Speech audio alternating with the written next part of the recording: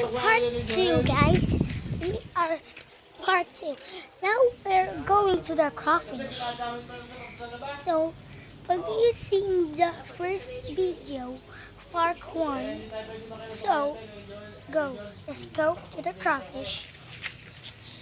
Let's go to the crawfish. This is the crawfish annators. This is the crawfish.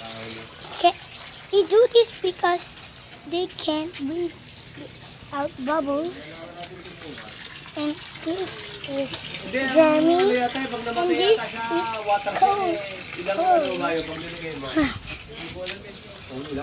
This is the hiding crawfish. His name is hiding crawfish. And this crawfish called...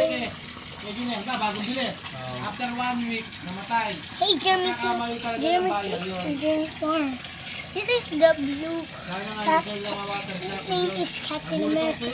Shield. Isang oras ka eh. Hindi ka sila pwede yan eh. And this is the hiding spot of the crawfish. Malakas din ba yun?